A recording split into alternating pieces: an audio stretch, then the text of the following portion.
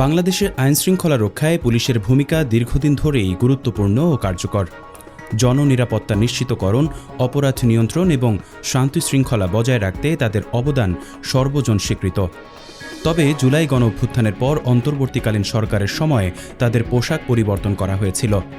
সেখান থেকেই শুরু হয়েছিল পুলিশের পোশাকে অসন্তোষ। পুলিশের পোশাকে আবারও পরিবর্তন আনার সিদ্ধান্ত নিয়েছে বিএনপি সরকার।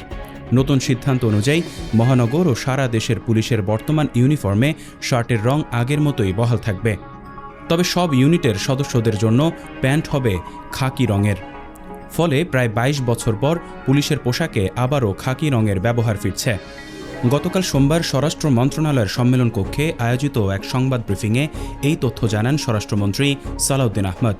তিনি বলেন, এই পোশাকটা আসলে ওয়াইডলি অ্যাকসেপ্টেডও হয় নাই। আমরা শার্ট আগে যেটা ছিল মেট্রোর জন্য এবং সারা দেশের জন্য সেটা আমরা বহাল রেখেছি, তবে প্যান্ট সেটা আমরা খাকি ড্রেস দিয়েছি।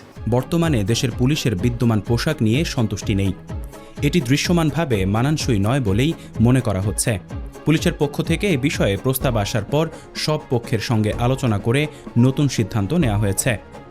স্বরাষ্ট্রমন্ত্রী জানান, ঐতিহ্য ও ব্যবহারিক দিক বিবেচনায় রেখেই নতুন ইউনিফর্ম নির্ধারণ করা হয়েছে। আগের মতোই মহানগর পুলিশের জন্য ব্যবহৃত হালকা জলপাই বা লাইট অলিভ শার্ট বহাল থাকবে, তবে এর সঙ্গে খাকি প্যান্ট যুক্ত হবে। অন্যদিকে জেলা পুলিশ সহ অন্যান্য ইউনিটের সদস্যরা গাঢ় নীল শার্টের সঙ্গে খাকি প্যান্ট পরবেন। তিনি আরও বলেন, নতুন পোশাক কার্যকর করতে কিছু সময় লাগবে। প্রস্তুতিমূলক কাজ শেষ হলে ধাপে ধাপে এটি বাস্তবায়ন করা হবে। ঐতিহাসিকভাবে ব্রিটিশ শাসন আমলে সেনাবাহিনীর পোশাকের রং খাকি হওয়ায় উপমহাদেশে আইনশৃঙ্খলা বাহিনীর পোশাককে অনেক ক্ষেত্রেই এই নামেই পরিচিত করা হতো।